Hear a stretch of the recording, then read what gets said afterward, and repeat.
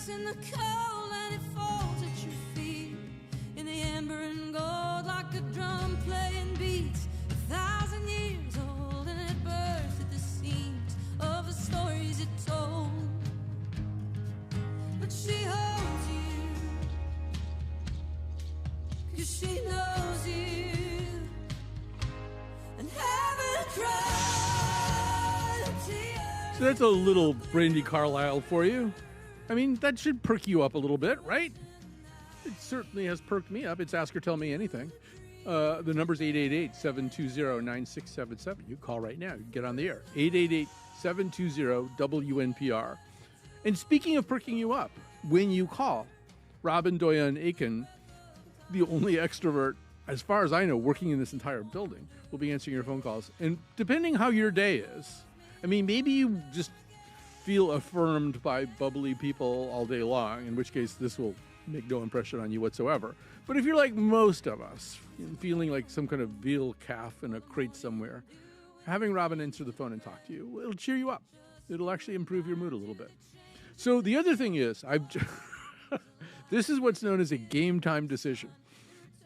So I've decided, based on an exchange that I had with senior producer Lily Tyson, that I'm going to try out a feature today, but it's totally elective on your part as a caller.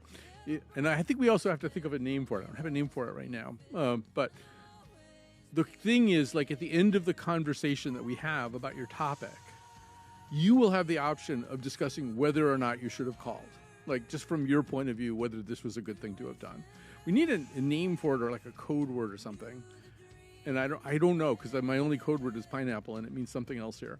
So anyway, we'll come to all that. But the main thing you need to know is 888-720-9677. You can call up about anything, too. It doesn't have to be about the current political situation, although a lot of people seem to be calling up about that. But also 888-720-WNPR. That's the other way of thinking about that number. There may be yet other ways of thinking about that number. I have to say one thing. We have a bunch of callers waiting to go, so I apologize. And I have to begin this by saying, and this is going to get me in a certain amount of trouble, probably, and I probably just shouldn't say it. But I'm just not the biggest Terry Gross fan. I've probably learned a lot about interviewing from listening to her, but I just, it's not that I dislike her or anything like that, but my day is okay if I don't hear the Terry Gross Show, which I think has some other name. What's it called? Fresh Air, that's what it's called. My day is pretty much okay if I don't hear the Fresh Air with Terry Gross. And I know that because I usually don't hear it. But on the way into work today, I had it on, and she's interviewing Bill Burr. And just the extremity of their two respective positions or two respective affects was so wonderfully, bizarrely stark that I was laughing and I was riveted, and at one point he just describing his father as this kind of rage monster who would come home and scream and yell in a very menacing way at his mother. And then Terry Gross goes, "Did he ever just pop off at you?" And Bill Burr laughs for 20 seconds. Then he goes, "What do you think?" Maybe you had to be there. All I know is I'm going to listen to the entire show. I mean, I only heard 5 minutes of it and I was just entranced. All right, so now that I've opened that can of worms, let's go on to some calls here. We will start with David. David's in Wyndham. Hi, David. Good afternoon. I called last week just about the State of the Union and was saying, the power of booze. And gosh, I was so excited when Al Green stood up and would not sit down, was shaking his cane.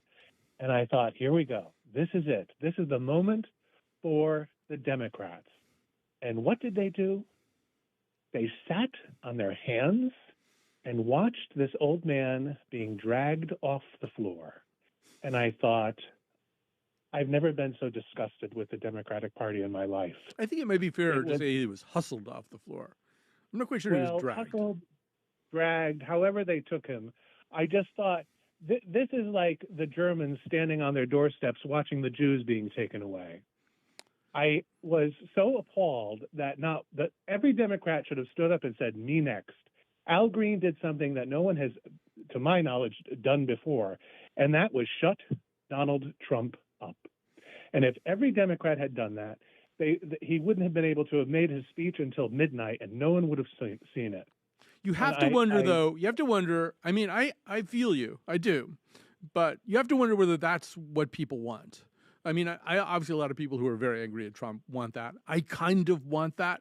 But on the other hand, if you think about sort of a nation watching what amounts to the State of the Union, I guess it wasn't officially a State of the Union address, but, you know, for all intents and purposes, do they want people just yelling so you can't hear the president, even if you don't even like the president? I mean, this president, absolutely. Well, I mean, all he did was lie. He lied for 90 minutes, and they just sat with their stupid little signs and did nothing. I personally think, I mean, what a coward. I think personally, if I were organizing their strategy, I think there was an argument for doing a Chris Murphy and just not going. Like if there were just a lot of empty seats there, I'm not sure that, I mean, I once again, I don't have any polling on this or anything. I'm not exactly sure that that would have created a positive response. I think also one of the things the Democratic Party has to do, and this is not exactly on point to what you're saying, but it's related.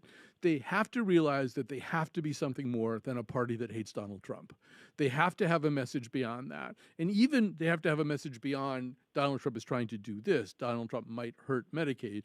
Donald Trump might do this. Donald Trump is, you know, suspending somebody's green card illegally for his activities. They definitely need a strategy. There's no doubt about the fact I think that they have no strategy, but that was it in action.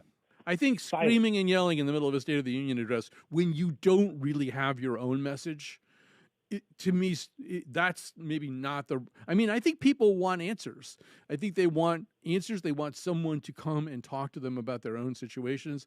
I keep coming back to this Congressman Auchincloss, who was saying to Ezra Klein, like, start somewhere.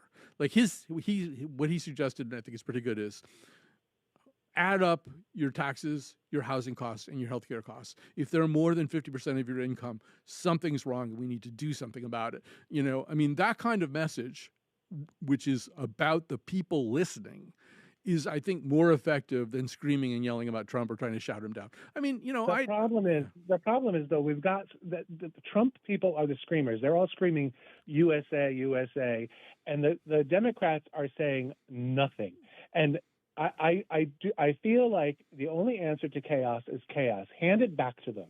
If they had shut that down, it would have gone a long way for the Democrats to actually formulate the kind of response that people can hear. The problem is people can't hear what the Democrats are saying because it's reasonable, you know, and that reasonableness gets washed away by the tide, the ocean storm of crapola that comes out of Trump's mouth. Yeah, I don't know. I think we might have to agree to disagree about this one. I would like to see a very effective anti-Trump strategy and a very effective way of responding to the State of the Union address or whatever that speech was, and I agree it was full of lies. However, I think it's fine that Al Green made himself the symbol of opposition and was hustled out of the chamber. I'm not sure the entire Democratic contingent in the House and Senate should have done that as well. I just don't know how that would play with Americans. And I think that party is in the process of figuring out what its message is. And it probably has to be something a little bit more coherent than that. But that's just my thought. All right, we've got a lot of other people calling up who want to get on here. And let's see. Let's go just so we have a slightly different, subject matter. We'll go to Mary in beautiful Kent, Connecticut. Hi, Mary. Hi. I just wanted to remind everybody that if they can wait to do yard cleanup, especially now that it's turning nice, wait until May, because 80% of the bees get killed when you do yard cleanup. So really? It's important. Yeah. How do they get killed? What kills them? You're removing the leaf cover and their habitat for them to get started. Okay. I mean, I'm wondering if all lawn cleanup, like, for example, we have, on our yard, and we are sort of the Clampetts of our street. We live on a very nice street, and we look like we just rolled in there with a kind of dirty, flatbed truck and unloaded all of our hillbilly furniture. But we have like a lot of just deadfall from trees. I mean, just enormous numbers of sticks. The bees can't possibly be interested in those. The bees have showed no interest in these sticks. Yeah, I think that the stick is okay. The stick's okay. Get the sticks out of there. But it's the leaves that the bees want. All right. Yeah, it's the cover. And not just the bees, I mean the toads and the frogs. We live in a log cabin up on the side of a mountain. Yeah. And so we got lots of leaves. You do. And lots of bees and lots of toads and lots of frogs. Let me ask you a question. If you start to clear away the leaves, do the bees start yelling and do they have to be escorted off your property? Well, from what I understand, they just die. Okay. That's different. Okay. I was just trying to tie the first two calls together a little bit. But anyway, you've been heard. I want you to feel like you've been heard. So just think about, before you get your spring cleanup done, and I know that there's a certain amount of peer pressure from your neighbors, as there is in May or whatever that is. Your neighbors don't necessarily love that you're doing that. And they probably won't love that you wait until May to, clean up all the crap in your yard. But I think Mary has an interesting point. I'd love to know more about it. Maybe we'll investigate. I'll put one of my best people on it. Let me just say that. 888-720-9677. We're just going to alternate back and forth with this kind of stuff. We'll go to Mike from Woodbury next, because he's been waiting a long time. Hi, Mike. Hi, Colin. So speaking of the Democrats, like your first caller, if there is another presidential election in 2028, and I think that's a big if, in my opinion, the Democrats would be crazy to nominate basically a politician. I mean, a governor, a senator, Gavin Newsom, Pete Buttigieg, Josh Shapiro, all the names that have been floating around, because government experience now is a negative. Trump has proven that. They went for it to reelect to elect Biden, but then they immediately got queered on him and went back to Trump. So I think what the Democrats have to do is they have to get a non-politician, a celebrity, and I have a name in mind, which I bet you can guess. Matt Damon. He's not a who? I was just blurting out names. Matt Damon. Oh, okay. No, Mookie Betts. Mookie Betts. It's Mookie Betts, isn't it? He endorsed Lady Gaga. Biden. He endorsed Biden in 2020. He did not endorse anybody in 2024 because he doesn't like the whole woke thing, which is good because nobody likes that anymore. This is a guy that has also said. Is this like I'm supposed to guess this? Well, you can. Well, why did you just tell me? It's the suspense is tearing me apart. Dwayne Johnson. Oh, Dwayne. No, come on. See, here's the problem. Here's the problem. What? I would tie your call together with the first call that we had. People think that what the country's going to want in 2028 is somebody like Trump. Just as people think that what a good response to the State of the Union address would be to act like Trump and his MAGA people. Whereas I think you have to carve out a different identity. And to your point, as you said, in 2020, ultimately, the people opted for somebody with some real government experience and some air of competence and familiarity with regular order. And my guess is because every 4 years we have a change cycle now. Every elective cycle is a change cycle. I don't think they want just, the Democratic, much taller, far more in shape version of Trump. I think probably if things go as they have been going, people are going to be screaming for somebody who actually knows how to run something. Because we are heading towards being some kind of really third-rate nation where almost none of our systems work very well, and our stock market tanks, and we have Trump session, and we have air traffic controllers, who are overworked and making mistakes, and just up in our national parks will be understaffed and falling apart, and the restrooms will be dirty, and everywhere you look there will be signs that someone doesn't know how to run this place. And I don't think I want Dwayne Johnson at that point. And I don't want Gavin Newsom either, but I want somebody who actually knows how things work. So I don't know, but I hope you're right. Yeah, I hope I'm right too. I'm throwing that out just because it seems like the whole tide has turned. Yes. Against Right. government experience. It has, but then that's the thing about tides, though. Then they turn the other way. Yeah, they turn the other way. Exactly. Yeah, that's why they have tide tables. The tide just turned and then it stayed that way. There would be no tide tables. And you know what? We probably don't have tide tables anymore because there's nobody working in the NOAA. Sorry, I'm having a little Lewis Black moment there. But I guarantee you, a year from now, there will not be tide tables because there won't be anybody at the Oceanic Administration who will have any idea how to do one. You'll have to get them on a private, bespoke basis, or maybe you'll go up to some stinky crab shack and go, "Psst, you got any tide tables? I kind of want to know what the tide is." All right, we have to keep moving here, and I'm going to go now to Cheryl. See, I'm alternating. Some things are about the current political situation, some things are not. Here's Cheryl, and she has the floor. Hi, Colin. Hi. I heard you talking in the beginning of the show. Yeah. In regards to a word that you would like, that you were thinking about or asking everybody about, and my word is perspective. Perspective. And tell us a little bit more about perspective. Well, it seems like everybody's entitled to their own perspective. Yes. And I kind of had a laugh when you were talking about Terry Gross's show that you haven't heard the whole thing yet, because I think most of us really, really enjoy her show. Yes, I know I'm out of step.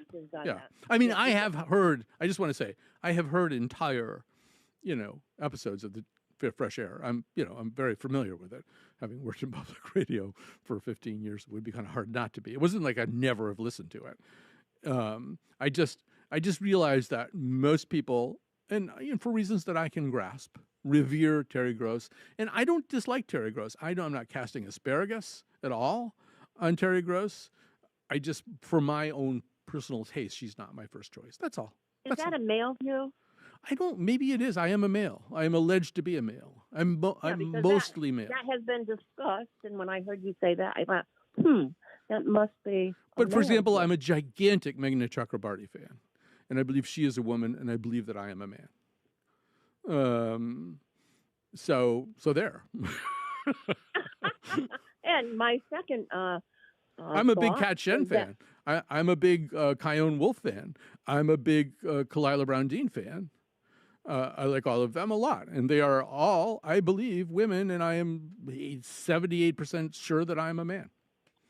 I would ask them what their perspective is on the Terry Gross show too. You would ask them. Yes, I would ask you to ask them. Well, that's different.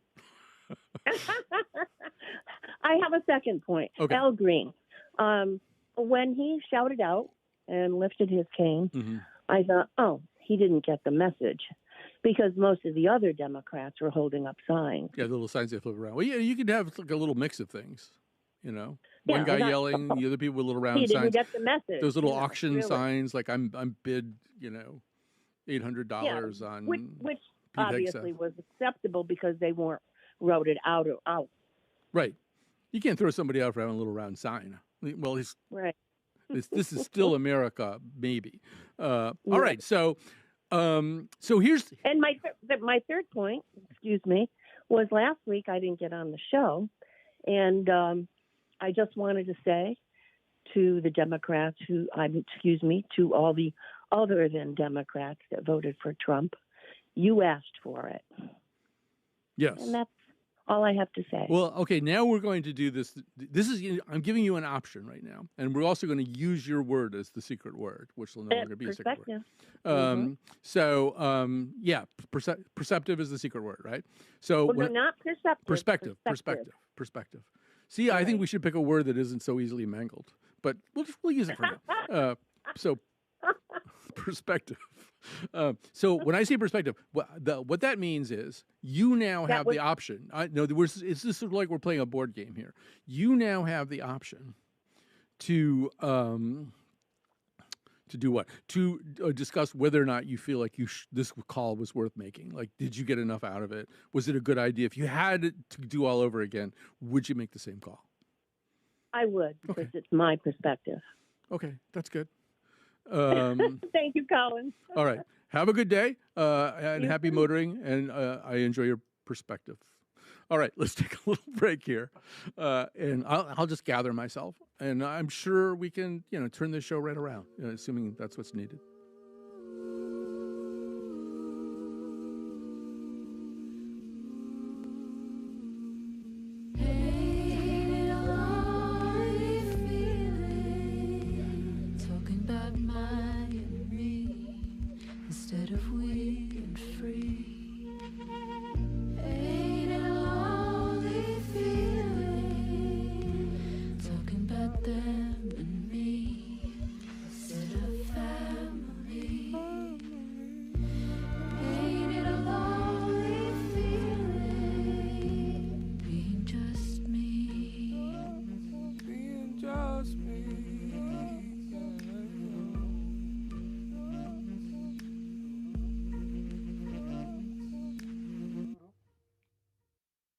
Support comes from Bouvier Insurance, family-owned and operated since 1959, serving the insurance needs of businesses and families throughout southern New England. Quotes and more information at binsurance.com. Hello, my name is Sean Ramaswamy. And I'm Noelle King. We make a sometimes funny, sometimes serious daily news show. It's called Today Explained. It's from Vox. We deliver the context you need to get your head around the news. All the news, political, art, tech, economy, environment. And if you don't like it, you get your money back. Just kidding. It's free. It's Today Explained. This afternoon at 3:30. This afternoon at 3:30. I'm Kalila Brown-Dean. Join me each week as we discuss the disruptions, big and small, that shape our world. Together, we'll uncover new perspectives and learn how disruptions can often be a catalyst for connection. Listen to Disrupted Fridays at 9 a.m. and Sundays at 2 p.m. or listen anytime on ctpublic.org/disrupted. Welcome to The Positive Place. Inspired by Andrew's real-life adventures, learn about accessibility, teamwork, and determination. Stream the first 3 episodes now at ctpublic.org/positive.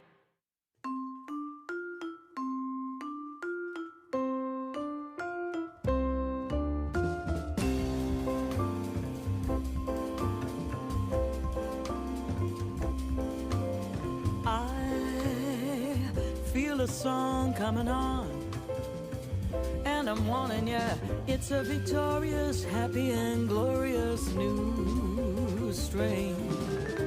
I feel a song coming on, it's a melody full of the laughter of children out after the rain.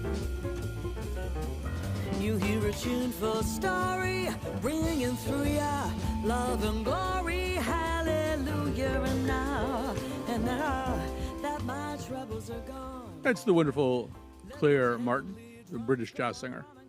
There's sort of a British jazz singer sound, and she's got it. All right, so it's Ask or Tell Me Anything. The number's 888-720-9677. 888-720-WNPR. And you may call up about anything you choose. It doesn't have to be some monumental issue, the fate of America, that kind of thing. It could be a hill of beans or smaller, and no penalty will be applied to you.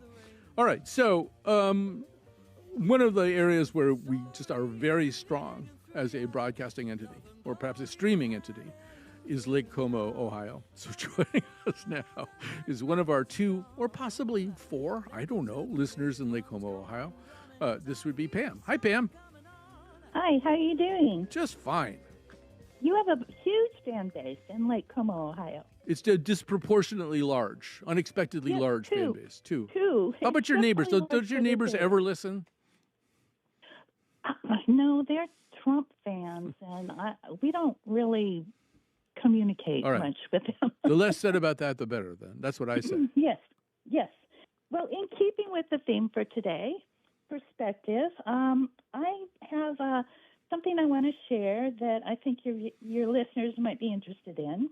And I even have a theme song to go with it, and that's the Buffalo Springfield, For What It's Worth. There's something happening here. I know that. Yeah, and I do work at home, and I watch. I like to have video, television, something going on while I'm typing and working. And if I get involved in something, I don't have time to like turn it off or forward or change the station or whatever. And I happened to see a feed from a Detroit news station that horrified me, and I haven't seen it covered anywhere else in detail. And this was a raid on a motel, where supposedly there were a bunch of immigrants that had to be collected there.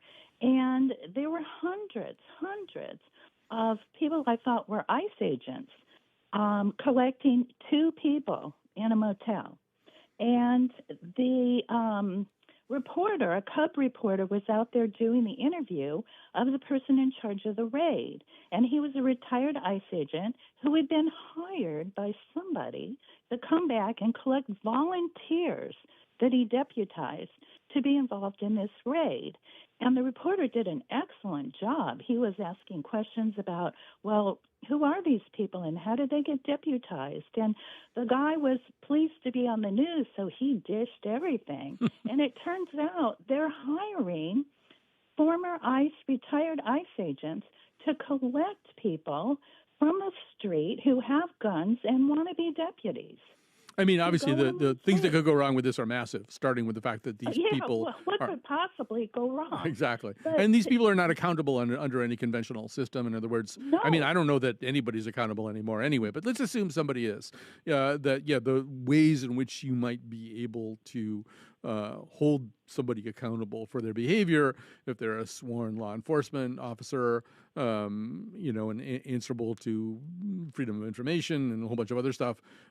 These deputies, these unofficial deputy, whatever they are, they wouldn't fall into that category. I'll just say 2 things. One of them is I would recommend watching last weekend's or last night's or whatever John Oliver show. He has some, as usual, some pretty remarkable reporting that nobody who is in the conventional journalism business is doing quite as well as he is. And he's also, of course, very entertaining about it as well. But I mean, the insane things where these ICE agents pick up somebody who's in the country legally, has legally applied for refugee status, has a court date set to hear his application, has his paperwork with him, and gets picked up anyway. I mean, what gets told from the podium by Caroline Levitt is that everybody who gets arrested is a criminal because they committed the crime of entering the country illegally. But as Oliver points out, a lot of the people who are getting arrested didn't do that at all. They're here legally. They had a temporary status that expired, a temporary visa that expired, or they're seeking refugee status following the proper channels, and they're as likely to get arrested as anybody else. So, I mean, to me, that's appalling. The idea that this person who had all of the appropriate paperwork with him on his person still got arrested and taken to God knows where. I think Oliver pointed out that his spouse couldn't even figure out where he was. And the other thing I'll say that I'm troubled by, I mean, more details are needed, so I don't want to go off half-cocked about this, but another big piece of news today is the student activist who led the protest, the pro-Palestinian protests at Columbia, was arrested and his green card voided, which I think there's probably a procedure they have to go through. I think voiding green cards is really hard and doesn't happen very often. But his green card was voided because of his activism, but no details were provided. I mean, Trump supposedly is saying that anti-Semitism is a basis for losing your immigration status. But, of course, there's a real difference between opposing certain policies of Israel and being actually anti-Semitic. I mean, the idea that with no hearing, no review, no nothing, this guy's green card is voided because of speech that he engaged in, we are in just cloud cuckoo land right now. And combine that with, we know for a fact Eric Prince has been hired to set up detention centers on a military base in every state. And that's the Blackwater guy for people who don't know. So what then? You have an unpopular opinion and you're sent to a gulag. Well, this is actually the focus of John Oliver's stuff, is the detention of immigrants. That's his focus of that piece. So I would recommend, unless you don't want to get any more upset. Can I ask you about something else? Do you feel like Dave has too many trains? He does. I mean, and like, I'd also add that I'm female and I don't care for fresh air either. Okay. So. I mean, I don't want to make it sound like I'm way really too down on fresh air. It's not that I'm really down on fresh air. It's just not my first choice. If I have a couple of other choices, I might choose something else. It's like that. Sure, I listen to it. It's just not my first choice either. Like, so do you, I Dave, just ever have to comment with male, female. Do you ever talk about the trains with Dave? Like, do there have to be so many? In fact, we went train shopping yesterday. Well, that's not helping. You're an enabler. You're codependent. You're going train shopping with him. He already has too many trains. I even buy him trains when he's not there. I call him on the phone. I'm at a train store. Do you like this? Oh, well, this is a whole different conversation then. Yeah, I think that's. You're not who I thought you were. Show. A theme for a show. You're not who I thought you were. All right. Well, fine. Maybe the pinball guy, maybe his wife Stephanie really likes having all those pinball machines. Maybe she goes and secretly buys him another pinball machine. Exactly. Yeah. I also want to say I'm watching you on television. It's great to put a face to the voice. Don't look at me. I'm hideous.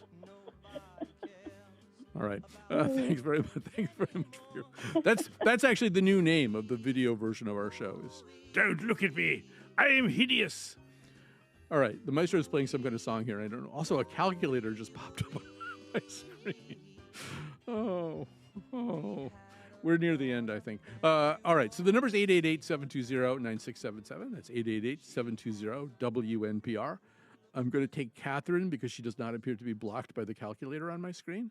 But we'll find out about that. Hi, Catherine in New London. What's on your mind? Uh-oh. We could have a little problem here. I can't get Catherine to go onto the screen. All right. You know what we're going to do? We're going to take a little break here. Oh, there. Are you there? Yes, I'm here. I was frightened for a second because there's a calculator on my screen that I never asked for. I've been holding my phone in my hand since you started. Oh my God. Yes, I'm here, my dear. Okay.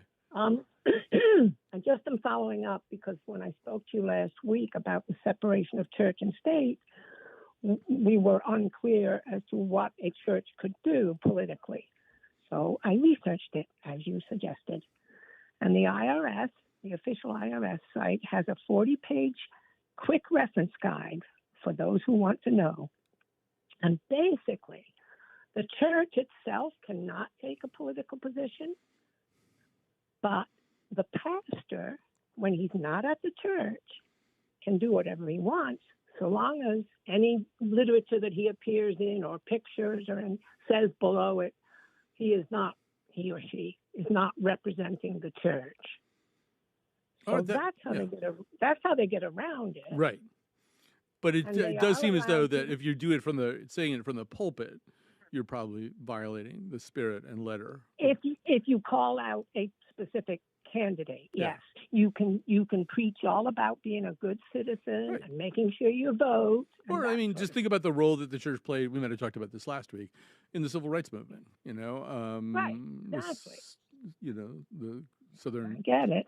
Christian Coalition. But what I'm concerned about is the fact that some of these big political campaigns could have great big pictures of these pastors. Yep. Nobody's reading the fine print at the bottom saying that the whole church doesn't agree, you know, that sort of thing. Exactly. I think it's a fair thing. I'm going to give you a big amen about that. Do you want a big amen? Okay. I'd like to give you a big amen right now. You may do that. I'll give you a hallelujah back. So let's have a perspective conversation now. Do you think this phone call was worth making? I mean, do you feel like if you had it to do all over again, would you have called this radio station today? Oh, absolutely. Okay, good. It's good. It's good to hear. It's a little experiment we're running right now. And maybe I should say it, that I think that her call was, I like it when people follow up, something comes up the previous week, somebody calls in, that kind of thing. So here's what I think now. By the way, I made the calculator go away. Nobody has to come into the studio and fix the calculator. It went away. I made it go away. I think what we'll do is we'll take a break right now, and I will collect myself. I will collect myself, and then we will come back. We'll take more phone calls. We've got Beth. We've got Nathan. We've got Bill. We might even have some other people. We might have Ginny. We've got Kurt Elling. Building my castle of love, just for two, though you never knew you were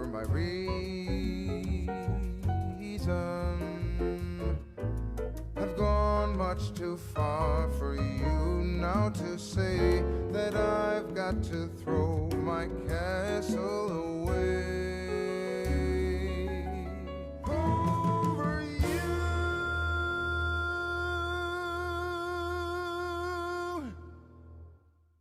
Comedians Preacher Lawson and Asif Ali perform at UConn's Jorgensen Center on March 29th. To enter to win tickets and for contest rules, go to ctpublic.org/contests. Entries must be received by end of day Friday. I'm Scott Tong. It has been 5 years since the World Health Organization declared COVID a pandemic. The declaration sent us into a nationwide lockdown and forced thousands of people into isolation. And it exacerbated a mental health crisis in this country. So, how's the country faring today? That's next time in Here and Now.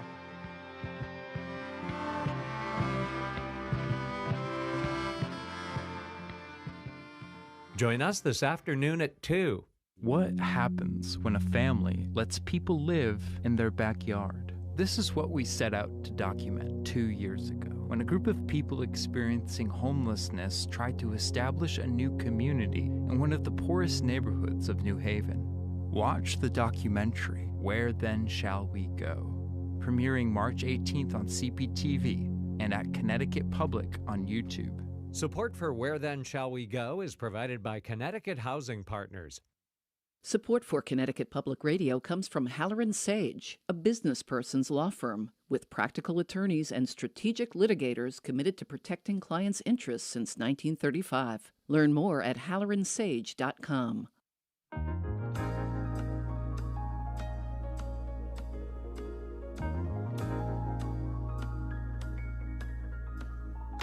Well, I guess I'm just a sensitive sort, with a mind that often tends to distort what people say. What people done to me won't keep me tied down anymore, 'cause I've been out the game for so long, afraid that I might do something wrong. Why do I need to be useful? Your approval as well. I'm gonna try from here to hell. Can you tell? I'm just gone in the middle. Freaking on just a little. Reassure me, babe, so I can.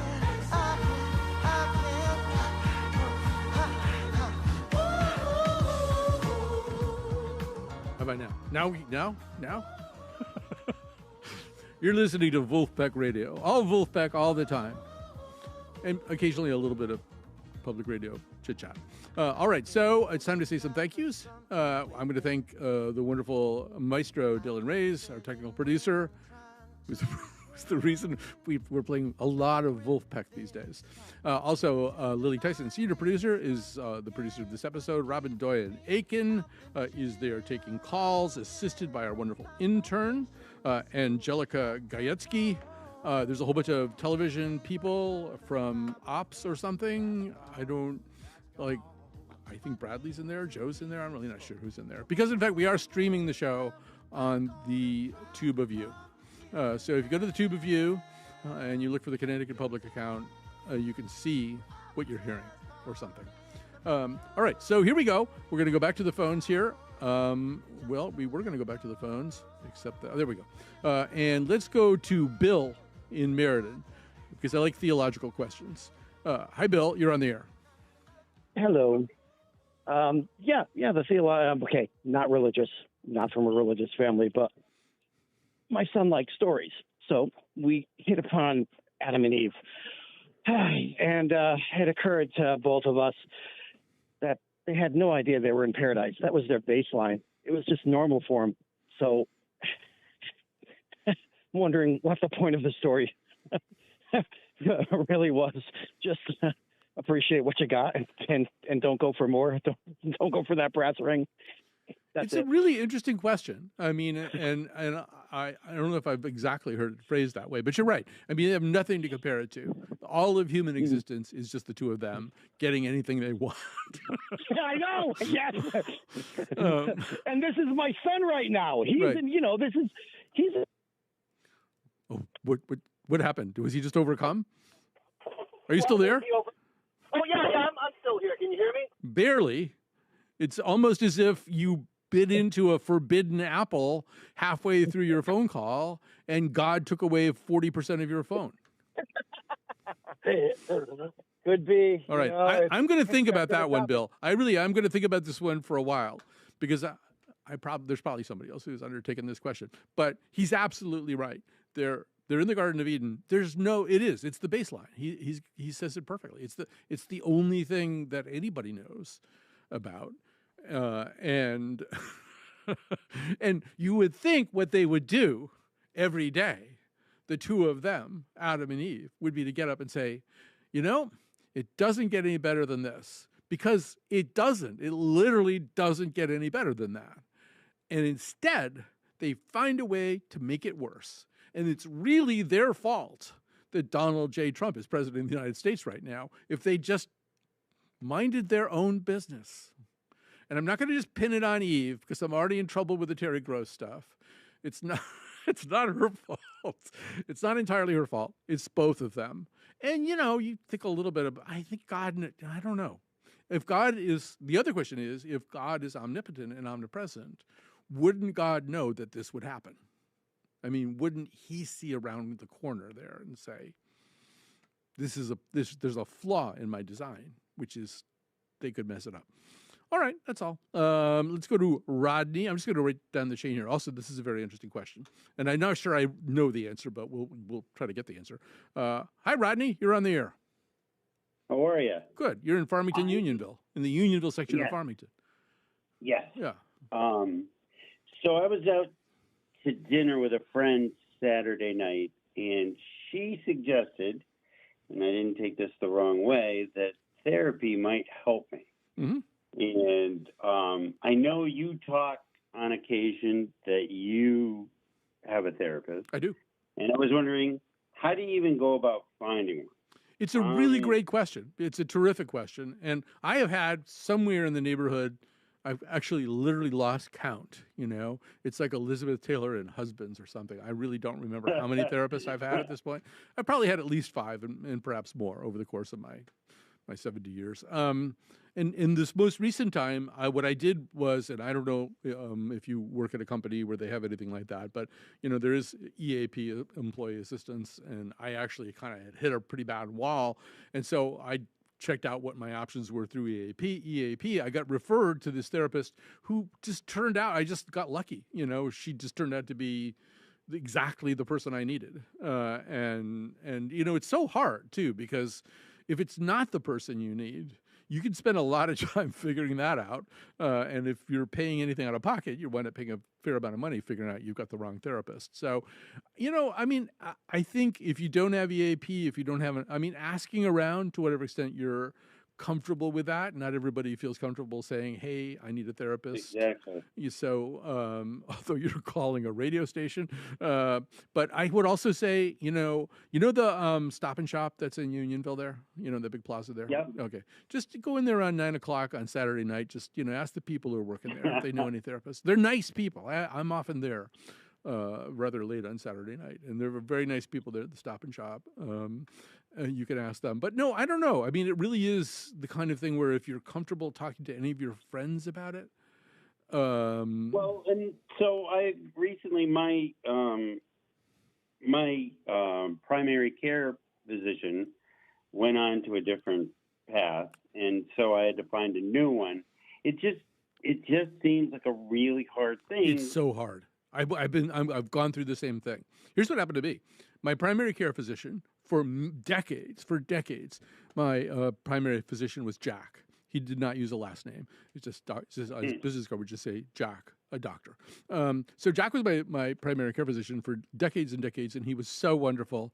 And he also was very young looking, so it didn't occur to me that he would retire before I died. It just didn't, the visuals, the optics didn't suggest that. Exactly. And then one day he retires, and so I find another primary care physician to go to. Now I'm telling you my problems, which I don't think, Rodney, was your plan when you called up. But I find another primary care physician. This guy leaves the practice, and because of his non-compete, he can't tell me that he's leaving the practice. Like, he saw me for my physical on December 30th. Now, it was in the pipeline for him to leave. He was leaving to, he's going to have to move out of the market for a while and then come back. He was gone by January 24th. So everybody knew he was leaving that day, and nobody would tell me. I found out walking my dog in Elizabeth Park. Like, I don't know how it came up, but this guy, Jim, who was walking with me with his dog, suddenly we got on the subject of this. He goes, "Oh, yeah, that guy's leaving. he's probably gone by now." That's who told me. The practice didn't inform me. Jim and his dog told me. And so now I have to find another primary care physician. So if you find... I thought it's terrible. I thought it would be my old friend Tommy, who you walk with. He's Tom? That's mine. I don't even think Tom goes to doctors, because Tom is like he's like Tom Bombadil in Lord of the Rings or something. I think he's, first of all, probably been here for several thousand years, walking around and planting things, and making. Exactly. I don't think Tom actually has to go to the doctor. He was Johnny Appleseed in another life, or Tom Bombadil. But possibly. Yes. Okay. So I think I've been no help whatsoever. But ask Tom. Ask Tom who should. Don't do that. Never mind. Don't do that. I think Tom's advice would be different than what I'm looking for. Tom's advice would involve some kind of cocktail that has, Exactly. Tom. All right. Thanks for your call, Rodney. I'm sorry I was no help whatsoever. We got to get a call or two more here on the air here. So let's go to Beth, who's been waiting, perhaps patiently, perhaps not. Hi, Beth. Hello. Good afternoon, Colin. Hi. Hi. I was calling in because daily on various NPR shows, I often hear an expert being interviewed to comment on our current moment. And one of the frequent statements that they make about those who are implementing these policies are that they don't realize what they're doing, or they don't realize the effect that they're having. These experts seem to take at face value sometimes the statements being made by the Trump administration. And I would like to have more of a challenge to these statements. It's just very frustrating to hear this from supposed experts. Well, I want to make sure I understand what you're saying. So the thing that you're talking about is when experts are talking about Trump supporters and they say a lot of the Trump supporters... or the administration, or what they're doing, what their policies are. Yes, both the supporters and the administration, yes. And they say that the administration doesn't understand what the effect of its policies will be? Yes. Oh, well, I heard that said earlier today. Yeah, that's nonsense. On one of the shows about Social Security, and the columnist was actually from the Washington Post, and she was asked, well, do you think that they realize what effect these are going to have on, people, the cuts there? And she says, well, I just think they don't know what the effect will be on these people. And I've heard that several times. Well, I mean, in a way, that's its own kind of indictment, right? I mean, if you are monkeying around with Social Security, and I mean, for example, there's Heather Cox Richardson was writing over the weekend about this thing where people who are judged to be getting overpaid, even if it's not their fault that they're getting overpaid, they could have their Social Security just kind of turned off. I mean, if you don't understand the effect that what you're doing on the people who are a part of your kind of service group or the entirety of your service group, and you're doing it anyway, that's an indictment of the official who's doing it. And I think it is sort of true. There are a lot of people running around, and a lot of them are in their 20s, and they work for Elon Musk, and they don't have any training in government, and they don't know anything about it, and they're doing things that are really going to hurt people. And so I think it might be kind of true in its own way, but it also is an indictment of the people doing it. Beth, we have to stop there. We did have one very important comment on YouTube. Someone identifying themselves as Mystic said, "Who is Colin McEnroe?" And, I feel like that's a question I ask myself pretty regularly, and often no answer comes back. It's almost as though I'm standing on a cliff yelling at the sky. Who is Colin McEnroe? Why does he keep doing these radio shows? Why can't he behave himself? All right, so we have to stop there, but thanks to everybody who called up or listened or in any way stood still for what is happening here today on this radio show. That was never the case. 'Cause look at you now, you don't belong to me or anyone. And at the end of the day, I'm too tired to keep on holding your name. And I know that I said it before, but this time I'm walking away. I'm walking away.